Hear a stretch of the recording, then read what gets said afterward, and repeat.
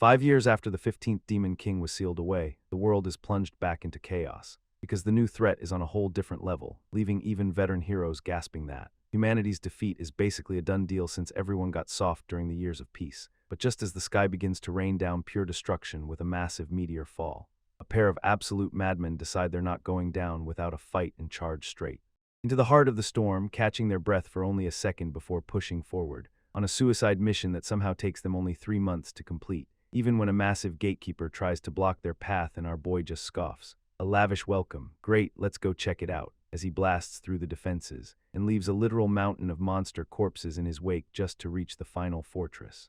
Though both he and his mage partner are clearly running on nothing but pure fumes and spite, if you're wondering how they pulled off this impossible speedrun before the seasons even changed, this answer lies behind these massive castle doors where our hero finally declares that it's time to end the Demon King's reign once and for all. But to understand his power, we have to look back at the pathetic, sobbing mess that fueled this insane level of motivation, which turns out to be our legendary warrior crying in bed because he got dumped again, remembering the exact moment he showed up with a massive bouquet only to hear a cold "don't wanna," followed by a confused what, when he tries to process the instant rejection, leaving him stuttering about marriage while she casually reminds him she already said no, before calling him a clumsy, indecisive coward and accidentally creating the world's strongest hero. As she hits him with emotional damage, claiming he has zero courage, even if she washes her eyes out, asking if he can handle one monster, because her dream is to marry a legendary warrior like Warrior Jian, leaving our boy to realize being a loser is why he's got zero riz. But as he's shaking after his 9th rejection, a wild idea starts cooking,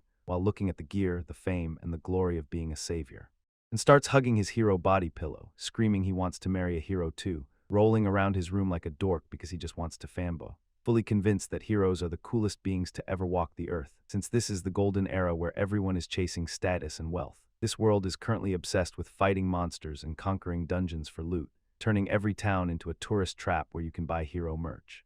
While everyone wonders who will follow the legends who sealed the Demon Kings, but our boy is a massive stand for the mysterious 15th hero, and as he stares at the ceiling, he wonders what new legend is coming, while drooling over a dream build, imagining himself dual-wielding swords with fire armor, to speedrun through elemental dungeons and collect every rare mana stone in existence, until he pictures himself facing the Demon King's castle and realizes something.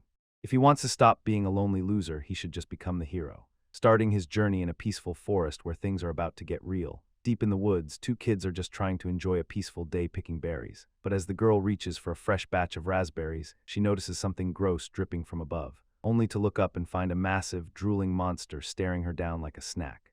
Before she can even scream, the beast lets out a deafening roar and lunges for the kill, leaving the poor girl frozen in pure terror as its claws close in on her. But just as things look hopeless, a mysterious mage drops from the sky like a tactical nuke and screams a single command, fire, as she unleashes absolute hell, blasting the creature back with a wave of heat that turns the forest into a furnace. This monster tries to recover, but she's already 3 steps ahead of its primitive brain, summoning a lightning storm that turns the entire clearing into a high-voltage execution chamber. She stands there looking like a total boss while the air crackles with leftover mana, watching as the monster finally collapses into a smoking heap of regret. These kids are shaking, barely able to stutter out a thank you to their savior. But they are not the only ones watching, because a group of veteran adventurers suddenly rushes in, begging her to join their guild and carry them through the high-level dungeons, looking at her with literal heart eyes like she's the second coming of the goddess. Our girl is not here for the fan club though, hitting them with a cold scram that instantly shatters their spirits and leaves them sulking in the dirt like rejected puppies. She does not have time for weaklings or fame-seekers when the world is literally ending, knowing that if the Demon King is not sealed soon, these small villages will not stand a chance. While our mage girl sighs about being surrounded by useless noobs, her eyes suddenly lock onto a presence that feels completely different, spotting a guy casually leaning against a wall in a set of blood-red plate. That looks exactly like the gear worn by Prickenu, one of the 4 great kings. She's losing her mind, wondering how a legendary drop ended up in this backwater town, remembering the lore that this armor is a high-heat defense that reflects absolute infernos. Since the aura is the real deal, she starts questioning who this mysterious warrior actually is. So she marches up to him to test his knowledge on the monster's hybrid biology. She tries to act like an expert, claiming Prickenu's main strength is breathing fire from the sky. But our boy just drops a smug grin that says she's dead wrong. He hits her with the correction. It is commonly misunderstood, but Prickenu's main stage is not the air, explaining that the wings are just for show and the real threat is his master spearmanship. This guide describes the true terror of the moment those wings fold and the beast descends to the ground, leaving the mage girl sweating bullets because his intel is way too specific for a civilian. She's internally screaming, trying to determine if he's a secret legend or just a massive liar, while he keeps that mysterious smile and claims his info is 100% accurate. This is when he pulls out his secret weapon, the official Hero Collection Guidebook Vol. 15, page 234. Turns out he's just a massive otaku, leaving her stunned as she asks how he even got the gear. Flashing back to the moment he saw the gear in a shop and started sobbing. Because for anyone who truly understands the value of this armor, it's worth every single coin. He's actually just a dork who spent his life savings on a second-hand set of armor, while our mage girl is busy daydreaming about the epic, blood-soaked battles he must have survived to earn such a legendary drop on his very first try. She finally asks for his name, ignoring the fact that he is wearing legendary plate with heart-patterned boxers. And it turns out both Bince and Parsley are heading straight for the Demon King's castle. Parsley thinks she's found a carry, but Bince is just hyped to find a fellow hardcore otaku who shares his obsession with hero lore, leading to a legendary handshake that seals their fate. They arrive at a bustling adventure hub where everyone is showing off their gear, but the peaceful vibe is instantly shattered by a low, guttural growl and the smell of rotting meat. Bince's instincts scream as he realizes a massive threat has just breached the perimeter, and a towering half-man, half-beast Minotaur erupts into the clearing with a deafening roar. Some random low-rank adventurer tries to act tough, laughing that the beast just walked into a tiger's den. But the monster does not even flinch, looking at the human like he is nothing more than a snack. Before the guy can even swing, the beast casually swallows his weapon like it's a toothpick, and even mocks their fashion sense, asking if it is bad to wear the same hero rags every day. This crowd loses it, screaming "run away." As the realization hits that this is not a normal mob, Parsley identifies it as an intermediate-level demon, wondering how the hell the town guards got wiped so fast, while a frantic girl screams for her little sister who got separated in the stampede. This poor kid is frozen in the path of the charging beast, still trying to save her berries for her mom. Leaving Bince to scream "hold on," as he realizes he's way too far to stop the impending tragedy. Parsley drops in like a boss, screaming, "I will take care of this." Wind, but instead of a hurricane, she gets hit with absolute awkward silence as she desperately spams her skills, wondering why her mana is suddenly bricked, only to realize the town square has a strict no magic policy. This demon laughs, mocking her for fighting without reading the rules. While Bince is busy calculating the distance to the nearest merch shop, suddenly sprinting toward the danger and screaming, "I am number one," our guy hits a tactical roll that would make a pro gamer proud, snatching the little girl out of the monster's path just in time. So Bince stands tall in his legendary red plate like a total savior, until the kid looks up and asks, "Why are you fighting in your underwear?" Parsley's soul leaves her body as she stares at his bare-patterned boxers. But he insists they're pants while she hunts for a deeper meaning, convincing herself he's just imitating Prickanew's Lionhalf to boost his stats, while Bince is just relieved his limited edition raspberries did not get squashed, facing the massive beast and telling everyone to stay back for safety, as our boy tries to drop a cold line about sparing its life, but his legs are shaking so hard the Minotaur actually feels insulted. Parsley holds off on backup to see if he's a secret god. As the little girl looks at his back and whispers, "It is a real hero," Bince pulls out his ultimate trump card, offering his treasure to the beast as if it is a gift, leaving the Minotaur completely baffled as he watches this half-naked man prepare for battle. Our boy strikes a pose and declares, "Can you see this? This match, I have practically won now." Parsley's eyes nearly pop out of her head as she recognizes the legendary artifact on his wrist. But the demon just laughs, mocking the toy-like bracelet and asking if he is actually serious. Little does he know, the hero guidebook says these gem-encrusted rings were used by legends to flex their power, and Bince just stares him down, whispering that the beast still does not understand the terror about to be unleashed. He starts channeling his energy, screaming, "I can feel the power rising," as a dark aura begins to swirl, which actually creeps the monster out so much he begs Bince to stop because the vibe is getting way too intense. Our guy charges in with a battle cry, but the Minotaur is so weirded out he is literally trying to back away, only for Bince to get absolutely wrecked, face-planting into the pavement with a pathetic Kyohawk. He is left dangling upside down in his cat-patterned boxers, while the demon just stares in pure confusion. And that is when the realization hits that something is horribly, hilariously wrong with his power-up. This little girl he just saved pipes up, explaining that the bracelet does not actually grant strength at all, revealing it is basically just a glorified mood ring that changes color based on how much of a loser you are. Parsley looks on in horror, noticing the gem is not turning the blue color of a typical mercenary, but a shade so dark and muddy it's officially bottom-of-the-barrel tier.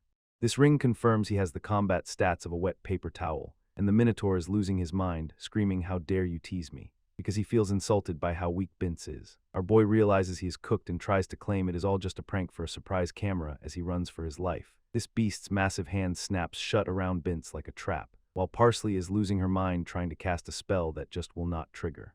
This demon is loving every second of it, sneering that he loves adventurers like him, who pretend to be legends only to end up begging for their lives as a snack. Our boy is literally weeping, not because of the death grip, but because he has not received his limited edition merch yet, while Parsley screams for him to stay focused and find a way out, reminding him that every monster has a fatal weakness he can exploit.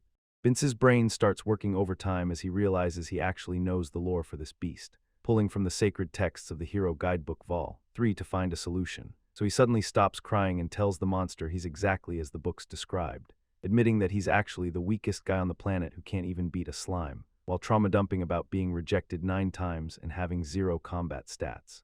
This makes the Minotaur roar that he only jumped into this fight because he's a complete idiot. But that's when Vince drops a smug grin, whispering that the beast is the one who's actually dim-witted, hitting a point-blank strike right into the monster's sensitive eyes. This demon screams in pure agony, "My eyes," as his grip finally loosens, sending our half-naked hero tumbling through the air while the beast thrashes in pain.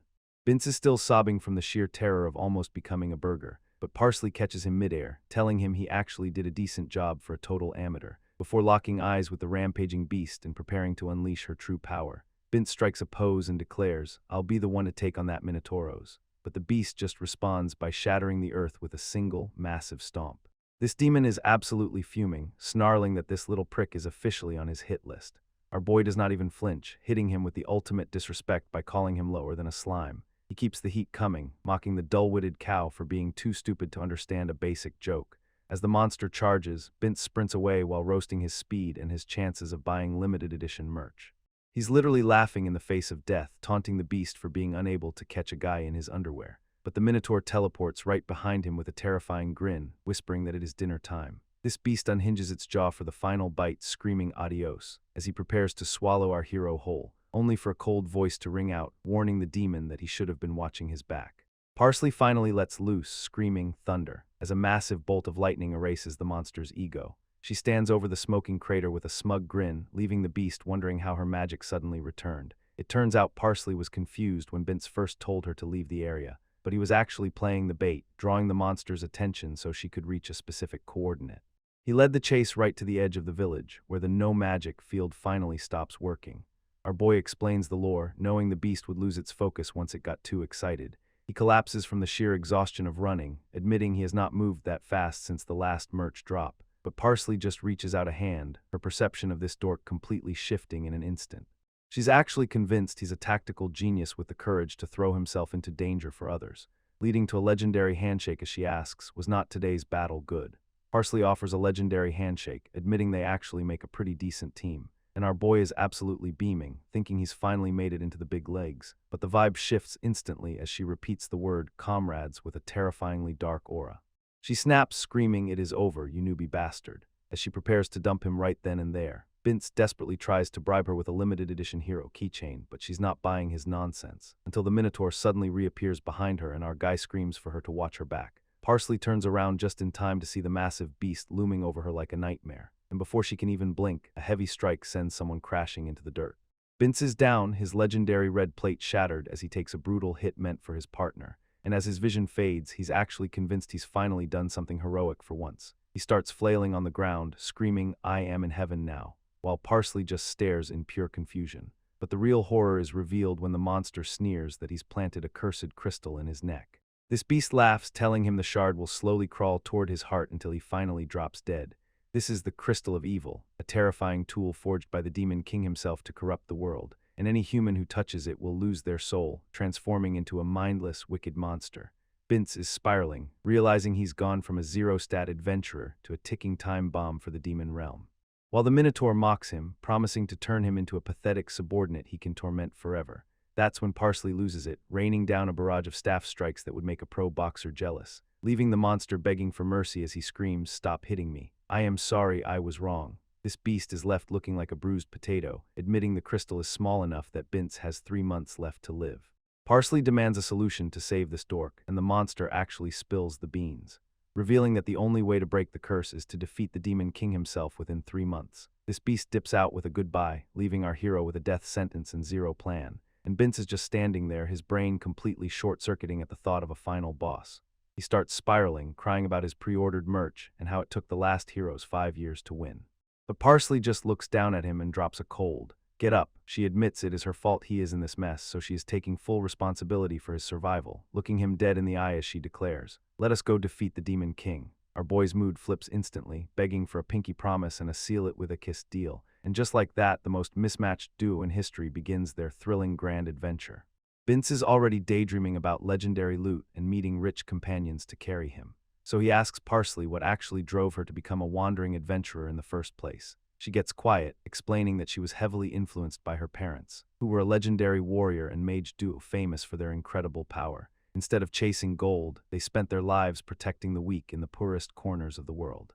Believing that strength exists only to shield others, right before she lost them to monsters at a young age. She instantly regrets the too much information moment, but the damage is already done, because Bince is absolutely sobbing, feeling like a total loser compared to her tragic origin story. He starts confessing how he lived with his parents being lazy and throwing tantrums over carrot side dishes. While Parsley just sighs, reminding him that she's strong enough to handle whatever comes next. Parsley finally drops the act, asking to speak like real comrades, and our boy is losing it with joy, screaming a hyped "yeah" as they seal the deal with a handshake to start their journey. But the world outside is already crawling with bloodthirsty monsters. They barely walk 5 feet before Parsley targets the Demon King's castle, leaving Bince completely blindsided because they have not even finished the tutorial. Our guy panics about having 0 weapons after selling everything for merch, but Parsley just looks back and tells him it is not a problem, taking a deep breath as the air begins to crackle with mana. She triggers a literal earthquake that erases an entire army of monsters, standing over the carnage while promising to defeat every last monster. Bince stands there like a total NPC while she explains the plan, which boils down to him luring aggro while she nukes the boss. It's the ultimate Demon King speedrun where he is just a human shield, getting dragged through a mountain of corpses as his soul leaves him. Parsley tosses him a pair of sturdy tiger print goblin pants for protection, and though he complains they're just diapers, she screams, "Put it on." Once he slides into the loincloth, his crystal ring starts glowing, triggering a system notification that his defense just jumped by 5 points. Parsley explains that this ridiculous outfit is the key to his survival. These crystals visualize your powers, glowing brighter as your stats skyrocket, but Parsley hits him with the harsh truth that he's too weak to actually activate the special gear he's wearing. She calls his legendary armor cosplaying at best, absolutely destroying his ego, before tossing him a basic spear and heading toward the castle. Even a top-tier mage has limits against the 4 great kings, so Bince expects a genius tactical maneuver only for her to declare they're just going to sneak through the back gate. She tries to force the entrance open with 0 success, and Bince loses it, screaming that of course a cursed castle will not just open for a couple of random intruders. He flexes his hero geek knowledge, explaining they need 5 blessed gemstones, but the ground suddenly begins to tremble beneath their feet. A chilling voice mocks them for being little mice who sneaked in, revealing a pair of fangs as the mysterious enemy sneers, and before Parsley can react, she's coughing up blood from a brutal strike. This monster is too lazy to explain his identity, deciding to just kill them instead as a massive explosion engulfs our hero. Bince drops to his knees, his mind racing as he realizes they've officially walked straight into a total death trap. Bince is absolutely losing it, gritting his teeth through the tears as he comes face to face with his self-proclaimed arch-nemesis. But before he can even swing that basic spear, a massive shockwave sends him flying, leaving him crumpled on the floor as the enemy mocks his pitiful sight. This masked stranger lifts his chin, purring, "You are exactly my type, want to be my subordinate." He introduces himself as Acacia, one of the 4 great kings serving the Demon King, which sends Bince into a panic, screaming about how a peace-loving vampire just tried to nuke him. This sound of heavy boots echoes through the chamber as the monster approaches, only to suddenly drop into a deep bow and offer a sincere apology for the mistake. Acacia claims it was just a reflex because it's been so long since an intruder showed up, and Bince is completely stunned, wondering if this high-ranking demon is actually telling the truth. This vampire insists his only goal is to live in total harmony with the human race, and Bince starts overthinking the situation, wondering if there is a hidden motive behind this kindness. He realizes this is that classic ally-turned-enemy setup that every hero geek loves to see, while Parsley remains silent, leaving our boy to handle this bizarre negotiation solo. This tension is thick enough to cut with a sword as they stare each other down. Until Acacia points at Bince's waist and asks, "Is that the limited edition 15th hero keyring?" Bince's jaw hits the floor, screaming, "How could a demon possibly know about my merch?" It turns out one of his subordinates is a massive otaku, and now Acacia wants a world where everyone can geek out in peace. He pulls out his own rare collectible with a tada, and just like that, the deadliest enemy becomes a fellow fan. Bince is fully sold on this noble vampire, sobbing that there are no bad guys among fellow otakus. while Acacia starts dropping some deep philosophical truth bombs about why humanity follows such suffocating rules. He paints a bleak picture of the mechanical life, where you just work until you die without ever enjoying yourself, arguing that the only real path for humanity is to shatter this world and build one where you get whatever you want. Our boy is sweating bullets as the vampire explains that his subordinate has to line up at 1 a.m. just for a cafe event. But the real nightmare is not the wait, it is the cold, judgmental stares from everyone treating them like total losers. This hits Vince right in the trauma, triggering a montage of his family and friends calling him a pathetic geek. And he completely folds, sobbing into the enemy's chest as he finds a kindred spirit in the middle of a dungeon. Acacia leans in close, his voice dropping to a chilling whisper as he purrs, "You are really," before ripping off his mask to reveal a predator's grin and glowing red eyes that scream, "I am going to eat you." He mocks our hero with a twisted, "a good boy, huh," while his killing intent fills the entire room. But just as the fangs come out, Parsley snaps him back to reality with a cold, "Get a grip, you damn fanboy." She does not hesitate for a second, unleashing a storm barrage that tears through the chamber like a hurricane, and Vince is just thrilled to be rescued, completely oblivious to the fact that he was just a snack-sized distraction. Acacia is reeling from the impact, coughing up blood as he screams, "How did you survive a direct hit from my attack?" Parsley just smirks, her armor stats literally breaking the system as she tells him his power level is just okay at best. She casually thanks Vince for luring the aggro so she could find an opening, leaving our boy to realize he's officially the ultimate human shield whose two main character to die this early in the story. This vampire realizes he's been played for a fool, his friendly act dissolving as he prepares for a real fight. But Parsley is already locking on, declaring that if he's one of the 4 great kings, she's ending him right here. Parsley's attack lands with a deafening boom, but just as the smoke clears, Vince loses his mind and screams, "Hold on, that guy is not one of the 4 great kings." This vampire looks absolutely dumbfounded as our boy explains that a real king would definitely be carrying the legendary magic stone of life, a god-tier artifact that acts as a double-edged sword for whoever holds it. This deadly enemy just sighs, claiming he's a pacifist who finds stealing way too bothersome. Which sends Vince into a lecture about how you literally cannot control this castle without those stones. Parsley realizes they're talking to a total fraud, calling him a gacha with only 3-star cards, and giving him a look so cold it could freeze the entire dungeon. She does not even bother finishing the fight, screaming "run," as they ditch the loser, deciding that wasting mana on a boss with 0 loot is a complete rookie mistake. Acacia is left trembling with rage, his fangs bared as he realizes he's being ignored, and he snaps, asking if these little mice really think they can just disrespect him and walk away. He unleashes his ultimate move, Eruption of Pleasure, sending massive spikes raining down, while Parsley wheezes, complaining that her build was not made for long-distance cardio. They barely make it past the barrier, gasping for air as they leave the danger zone behind, only to look back and see the Great King pathetically stuck under the closing gate. Vince and Parsley just start planning their next move while he screams, "Hello, can you guys hear me?" He's literally begging them to press the outside switch because his hands are pinned. But our duo just turns their backs, leaving the most pathetic boss in history to rot. Vince realizes they have come full circle, explaining those magic stones are held by exclusive knights, making him hype for the elven forest. Because he's researched everything, swearing it's totally different from stalking. Parsley suggests an inn because he's looking absolutely filthy, but her face goes pale as she realizes the truth. "Your body has already been corrupted by evil," she screams, while these two have a life-or-death crisis outside the castle. This perspective shifts back inside to the Demon King's lobby, where low-level monsters are running around like stressed-out interns. Someone is barking orders about groceries like a drill sergeant, and a tiny demon reports the West Room is spotless. It turns out Princess Mint is the one calling shots when Cerberus demands to know why she's cleaning his castle. He tries to get physical, asking who gave her the right. She does not blink, screaming, "You insolent creature," while delivering a slap. That leaves the army commander sobbing like a total loser. This princess is on a mission, lecturing about health hazards, showing off rotting food and rusted gear that is absolutely gag-worthy. Cerberus tries acting tough, howling that monsters just plunder villages, but Mint just asks if he really treats his subordinates like trash. Cerberus is sobbing, begging for mercy with a desperate, "It is not like that," because his elite demon dogs are just sick, shivering pups, who have not been cared for, earning him a look of disgust. She puts this meathead to work, ordering him to clean the armory.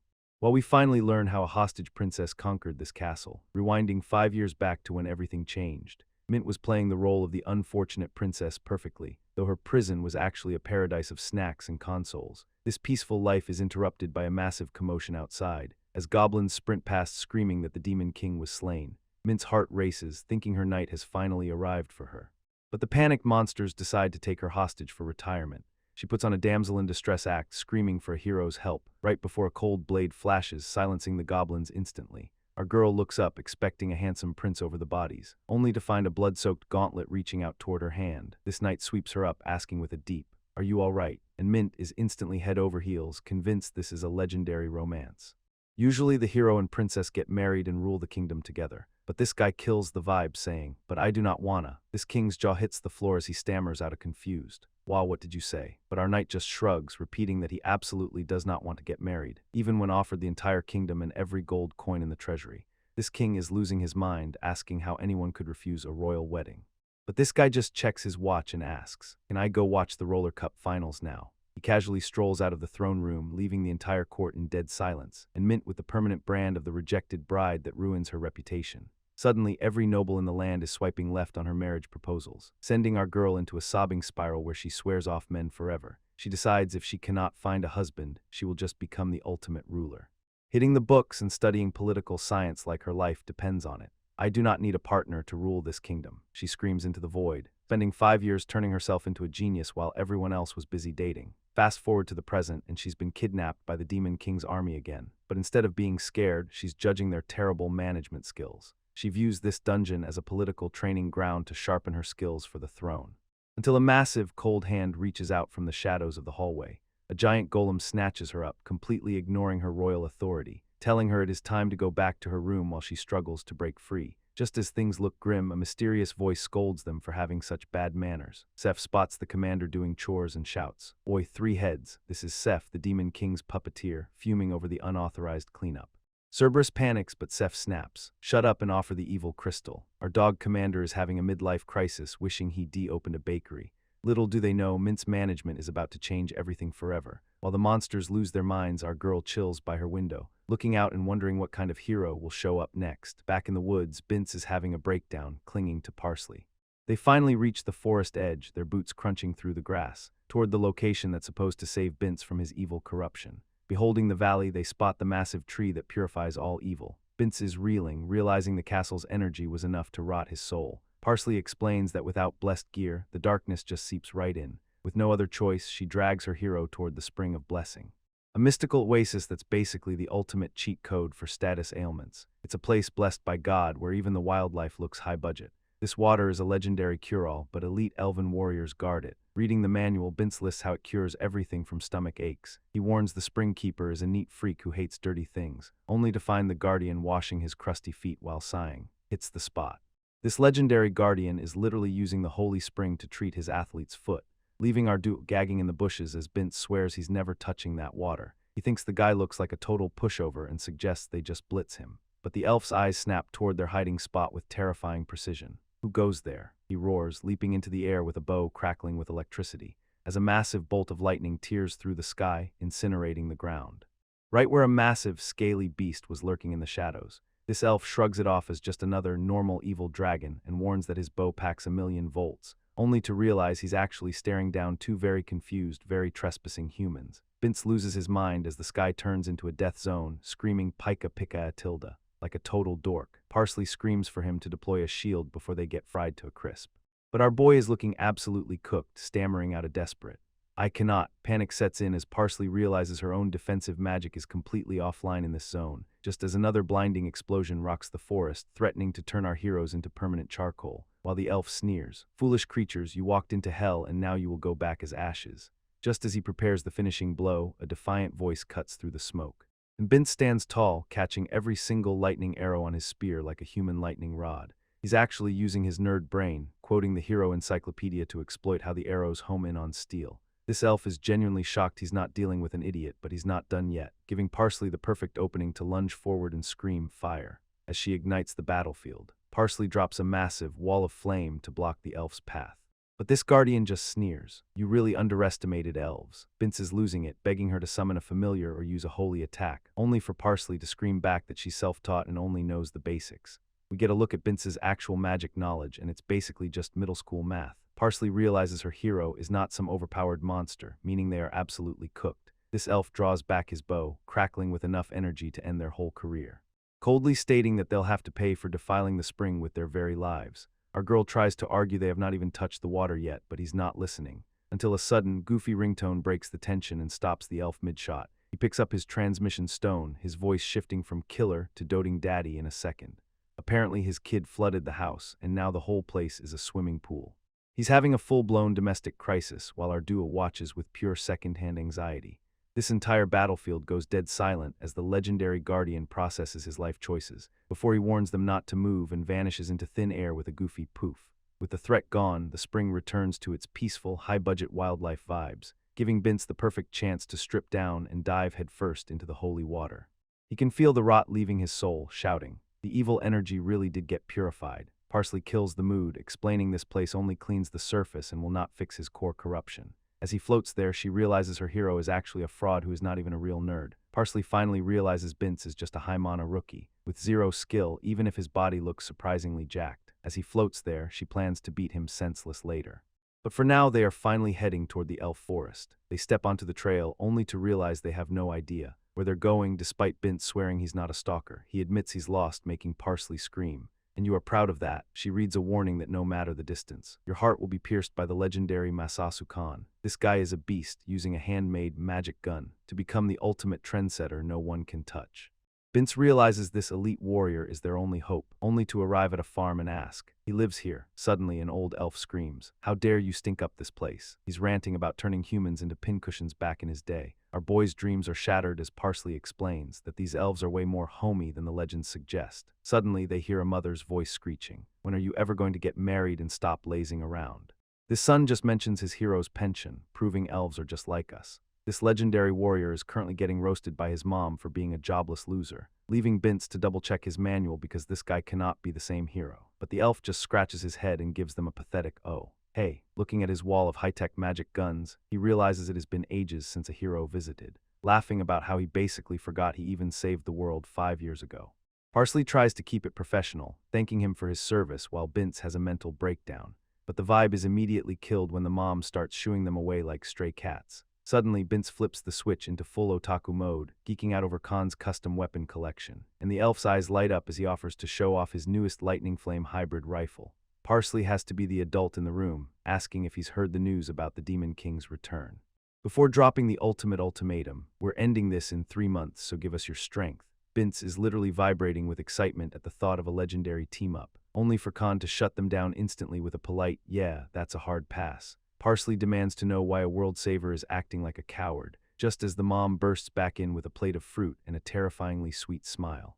She starts airing out all his dirty laundry, calling his legendary gear weird hobbies and begging them to be his friends, even suggesting they just marry him so he finally gets out of the house. Absolutely dying of embarrassment, Khan begs his guests to wait in the yard while he handles his mother, leaving our duo standing among the target dummies to process what just happened. As Bince realizes his childhood idol is actually just a basement-dwelling nerd with a stance-switching problem. Bince is having a full-blown identity crisis, clutching a photo of the cool Khan, while Parsley reminds him that fanboying over a biography does not mean he knows the real man. Our boy is literally weeping over the fact that his ultra-handsome trendsetter is actually just a basement-dwelling bum, but he does not see the massive dragon lurking behind him. Before he can finish his tantrum, the beast snatches him up like a snack, sending him soaring into the clouds as Parsley screams his name in pure terror. Bince is losing his mind up there, sobbing about area attacks and his impending doom. But Khan finally locks in, drawing a pistol and telling Parsley to get back. He starts unloading lead with surgical precision, the bullets whistling past Bince's ears, as our hero in training freezes, convinced he's just been ventilated by his own idol. His shots actually shred the dragon's grip, forcing the monster to let go. With a pained roar as the beast realizes it picked the wrong house to mess with, Bince enters a freefall, flailing like a maggot and screaming for his life, only for Khan to catch him midair with a casual "safe." This relief is short-lived because the sky is suddenly crawling with a whole squad of dragons, prompting Khan to run for his heavy artillery while Parsley tells him to stay put. She's done playing games, declaring that if they want an area attack, she'll give them one. As she unleashes a massive flame orb that turns the entire sky into a barbecue pit, standing tall amidst the ashes of her enemies, she proves she's the real deal, leaving Khan absolutely stunned and realizing their 3-month deadline might actually be possible. Khan drops a casual sorry for the dragon mess, explaining that the Demon King's revival has made these beasts restless while Bince geeks out over his Talulatir stance switching. Our boy is practically begging, "Use that weapon to take down the Demon King again." But the elf just scratches his head and admits that back in the day, he was basically just tagging along for the ride and has no intention of joining their suicide mission. Parsley pivots instantly, asking if they can at least borrow the blessed magic stones from his hero days, only for Khan to drop a bombshell that he does not actually have them anymore. This dude freezes in pure disbelief as he explains that every piece of his legendary gear vanished into thin air years ago. We get a glimpse into the past where a younger, more intense Khan was drowning in a sea of monsters, realizing that no matter how many he killed, the swarm just kept coming. Just as a terrifying boss-level threat looms over him, he is forced to realize he was never the main character of that story. A massive, blood-stained blade cuts through the chaos, as the real legendary hero tells him to stop making such a scene and drawing aggro. Back in the present, Khan reveals his post-war life was a total disaster because he tried to start a business. That went absolutely belly up, leaving our dude staring at him with dead eyes. He tried to make magic guns mainstream, but the cost of mana bullets was way too high for ordinary humans to afford. After running out of capital and selling off his legendary loot to pay the bills, he is officially broke, leaving him with only one thing left to give them: a single, high-tech pistol. Parsley is officially at her limit, clutching that high-tech pistol with a look that says someone's about to get erased, while Khan frantically warns her that putting too much mana into it will literally turn the weapon into a pipe bomb. This tension is immediately murdered when his mom screams for him to come scrub her itchy back, forcing the legendary warrior to scurry away like a grounded teenager while promising to support them with whatever junk he has left. Parsley just sighs and tells Bince to pack it up, but our boy is confused why she's ditching the only loot they actually got. She lets off a warning shot that nearly takes Bince's head off, proving she's not exactly the gentle touch type, explaining that her mana is way too explosive for precision gear, so Bince is stuck being the designated gunslinger. There's just one tiny problem. The gun is currently leaking a mysterious, gross yellow sludge from the barrel, leaving Bince questioning his life choices while Parsley decides they've wasted enough time on this washed-up hero. Our boy is heartbroken, realizing his idol is more of a liability than a legend, but the stakes are way higher than just a bad meeting. See, Parsley did not just come here for a chat. She needed the Stone of Wisdom Khan was supposed to be guarding. Legend says you need all 5 blessed magic stones to even set foot in the Demon King's fortress, a rule that the previous hero party followed to the letter 5 years ago during their big victory. However, ancient records mention a rogue group that managed to bypass the security without the full set, leading scholars to believe the castle is actually segmented into different zones connected by specific keys. This means Bince's insane speedrun plan is not just a gamer's dream, it's a legitimate strategy to skip the grind. Parsley and her crew of nerds actually crunched the numbers on nearly 90,000 patterns to find the shortcut, concluding that the Stone of Wisdom is the literal master key they need to open the front door. But since Khan sold the real deal as a $5 souvenir, they're now looking for a needle in a haystack of fakes, making their 3-month deadline to save the world look absolutely impossible. Just as the duo prepares to give up, they realize the legendary Stone of Wisdom is currently being used as a cheap back-scratcher by the world's most unfilial son, leaving Parsley and Bince screaming in pure agony because the master key was right there, as Khan looks genuinely confused, asking if that weird green rock was actually important, while Parsley's soul practically leaves her body as she begs him to just hand it over. But the elf sees an opportunity to escape his mom's nagging and drops a new quest: help me get a job and it's yours. Parsley does not hesitate for a second, instantly appointing him as the village's new field guard, and roasting him for wasting 2/3 of the chapter on a problem she solved in a single panel, as she demands the stone immediately. But Khan starts backpedaling, wondering if field guard even counts as a real career, leading them out to a dark cornfield where he tries to justify his new role by claiming theft is on the rise, while noticing Bince is still curled up in a ball, completely broken by the reality of his idol. So he pulls out his secret stash of inventions to try and win back his biggest fan, showing off a target tracking pistol that supposedly never misses its mark, as the elf goes full mad scientist, explaining how he used communication stones to build it, before revealing his masterpiece, a status effect gun designed specifically to make his enemies' bowels explode. This is the final straw for Bince, who explodes in rage, screaming that none of this is funny, and demanding to know why a legendary hero is acting like such a jobless, immature bum, by hitting Khan with the ultimate reality check, calling him honestly just pathetic. As the elf's playful smile finally breaks, admitting that he knows exactly how much of a failure he is, before telling them to go inside where it is warm and leaving him alone to guard the fields in the dark. Parsley looks at our sobbing mess of a protagonist and asks, "Feel better now?" But Bince just snaps back that he's overflowing with betrayal because his idol is a fraud. Parsley hits him with a reality check, asking if he really expected a guidebook to record the legendary hero getting nagged by his mom in a basement. She points out that Khan is still a monster on the battlefield, so nothing has actually changed. But Bince is stuck in his feelings, prompting her to ask, "You think reading a few lines means you know everything about a man? If you could do that, you should be called a king." This hits our boy like a freight train as he realizes he never actually spoke to the guy. Before judging him, and now he's desperate to make things right, he sprints into the dark cornfield screaming Lord Khan at the top of his lungs, only to stumble upon a pair of blue dragons currently snacking on what looks like their hero. This dude freezes in pure horror as the reality of the situation sinks in, watching helplessly as the beasts take flight with their prize clutched in their jaws. Vince is absolutely losing it, sobbing and screaming for his idol to come back. But the dragons are way too fast, leaving him eating dust in the middle of the field. He collapses in a heap, gasping for air while Parsley realizes these are the crop thieves Khan was supposed to be guarding against, and things just went from bad to worse. She spots a magic bag lying in the dirt, a mysterious pouch that holds an entire arsenal, and her face pales as she realizes Khan left every single one of his weapons behind. Our boy's soul leaves his body because his hero is currently facing a dragon squad completely defenseless. Vince is absolutely losing it, sobbing that it's all his fault for being so harsh to his idol. But Parsley is not here to give him a hug, coldly telling him, yeah, it is your fault. She hits him with some tough love, demanding he take that weight and use it to actually do something useful, instead of just rotting in the dirt, which finally snaps our boy out of his pity party.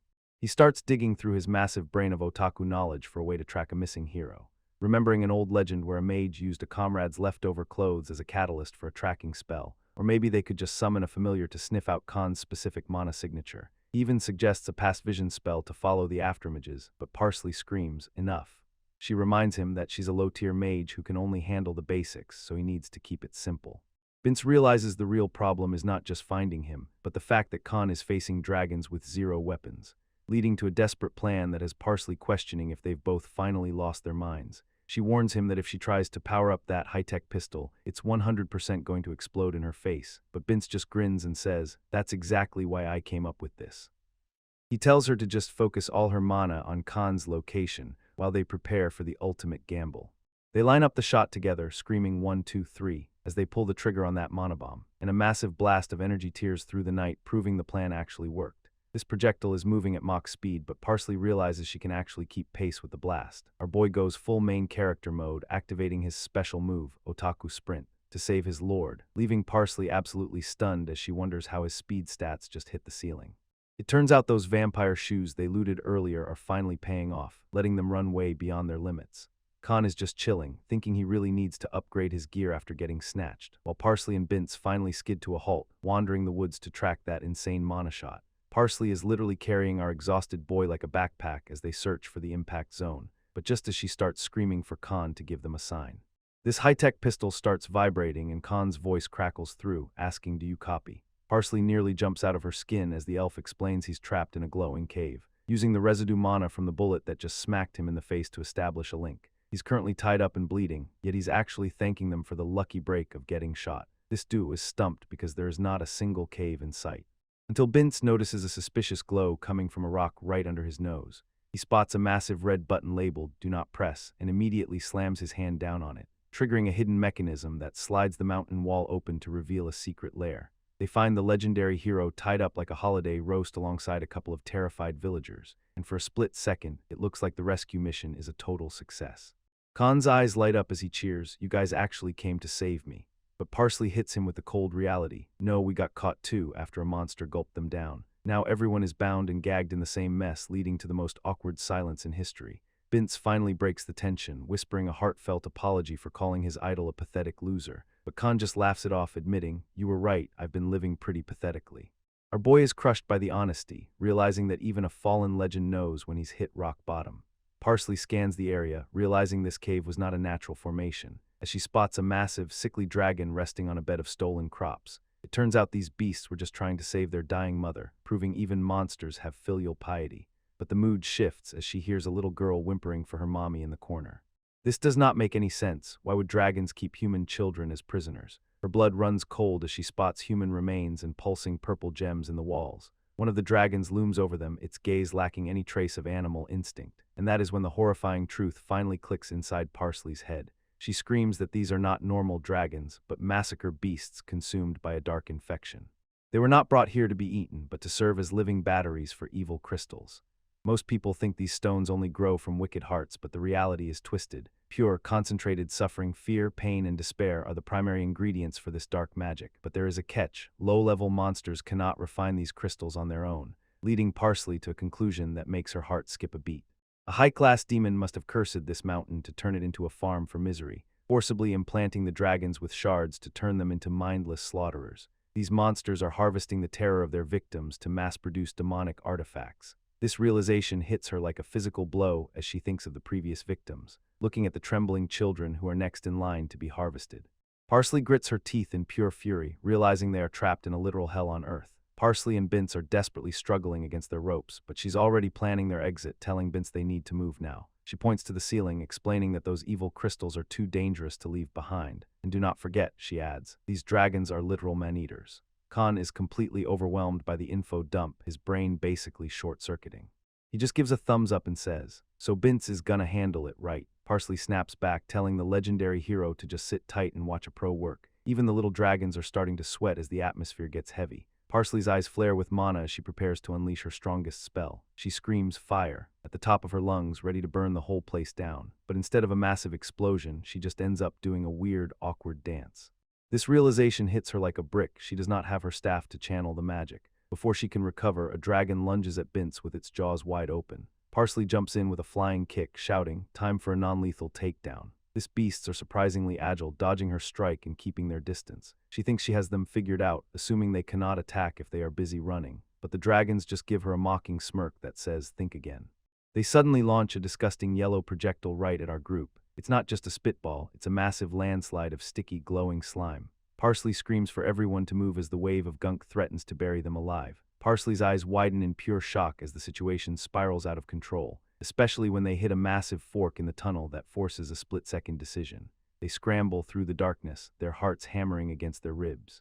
While Khan and the others struggle to keep their footing while still bound by those cursed ropes, disaster strikes as they hit a dead end, but wait, is that a pile of stolen loot and weapons? Parsley's breath hitches as she realizes they're cornered with nowhere left to run, until she spots a tiny sliver of light coming from a crack that looks like an exit. She hesitates, her conscience screaming that they cannot just abandon the other victims to this nightmare.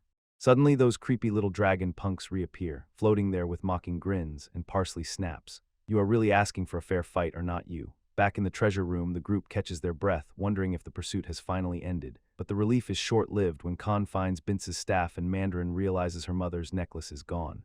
This poor girl starts panicking, tearing through the piles of junk in a desperate search. Before she suddenly bolts toward a tiny crevice, ignoring everyone's screams to stay back. She dives headfirst into a hole way too small for the adults to follow, leaving Khan and Bince to awkwardly wiggle their way through like a couple of oversized worms. They realize this narrow path actually loops right back to the main chamber where they were first held, while Mandarin finds herself in a literal graveyard, surrounded by the remains of previous victims. Her eyes light up as she finally spots the silver locket resting on a pile of bones, but just as she reaches out, a mysterious hand snatches it away before she can even blink. Parsley is absolutely fuming as she grabs the necklace, screaming at Mandarin for risking their lives over a piece of jewelry while they are being hunted. This two start a literal tug-of-war over the locket, until the chain snaps and the precious family photo goes flying into the abyss. Mandarin lunges after it without thinking, tumbling straight into the dark pit. But before she can hit the bottom, someone moves with blinding speed. Khan dives into the line of fire, catching the girl just as that disgusting yellow slime explodes around them. He takes the full brunt of the impact, his body sizzling as Mandarin screams for her savior. Our boy emerges from the shadows looking like he just crawled out of a blender. Yet he still flashes a gentle smile, telling the kid that finding her necklace made the whole mess worth it. Bince is losing his mind with worry, but Khan just plays it cool, claiming this level of damage is basically a scratch. That bravado lasts for about 2 seconds before his legs turn to jelly, forcing him to lean on the still-bound hero just to keep from face-planting into the dirt. Mandarin is drowning in guilt for causing this disaster, but Parsley tries her best to comfort the poor girl. Meanwhile, Khan is trapped in a spiral of self-loathing, realizing his instincts are completely shot. He looks back at the moment they both charged in to save the falling child, realizing that Parsley was already moving to catch her with Bince's staff, because he jumped the gun and threw himself forward like a total amateur. This necklace got crushed in the chaos, leaving Mandarin with nothing but a broken memory. As he hangs onto Bince for dear life, the only thought in his head is how truly pathetic he's become. This dragons launch another wave of nasty yellow slime, as Parsley barely manages to dive out of the way, realizing that dodging only makes the space tighter. Desperate, she reaches into her bag for a counterattack, pulling out a handgun and firing a shot that echoes, but the weapon jams, leaving her to mutter. Just as I thought, those little dragon punks actually start laughing at her, forcing Parsley to scramble for cover while searching for a sturdier weapon. Her reliance on raw power has finally hit a wall while diving behind jagged rocks to catch her breath. A sturdier weapon, she gasps, eyeing the nearby loot, until she pulls out a literal AK-47 from the pile. She grips the rifle, knowing raw power is not enough, since precise mana control is the real game changer here, and her mentor's voice echoes. Physical stats just make the brain lazy. Theory was always annoying, but now it's her only hope. So Parsley closes her eyes, focusing mana into her palm. Visualizing a glass marble, she grips it with perfect pressure, letting mana cycle through her heart and into the cold steel. The dragon lunges, only to get obliterated by a mana-infused blast. Parsley is losing her mind because trying to control mana while being hunted is a nightmare, especially with these overgrown lizards mocking her every move. But she's not just spraying and praying, she's dropping the literal ceiling on their heads. She smirks.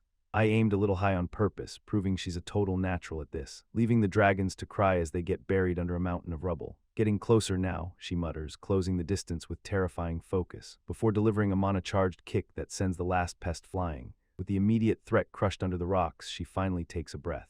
Looming over the survivors and asking if they're ready for a nice, slow reunion.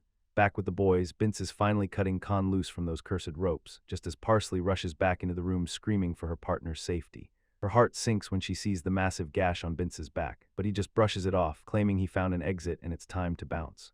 Parsley stops them cold, pointing at the glowing evil crystals and insisting they cannot leave them, explaining that they need to guard this place until the temple mages arrive. Khan complains about the hassle, but Bince agrees to take the kids home while Parsley stays back, only for those persistent little punks to crawl out of the shadows once again. Persistent little pests, Khan growls, assuming they are too weak to do anything. But the dragons have a much darker plan than just a simple physical attack. One of them lunges forward and bites straight into an evil crystal, ready to go nuclear. Parsley's jaw drops as that little pest does the unthinkable, realizing her worst nightmare is unfolding right in front of her. This ground trembles as a massive skeletal abomination rises up, and it is clear this beast will gnaw through its own soul for power. Khan asks if she snagged the staff, and she is locked in, smirking as she tells them, I will handle this monster, since I am the top dog here anyway.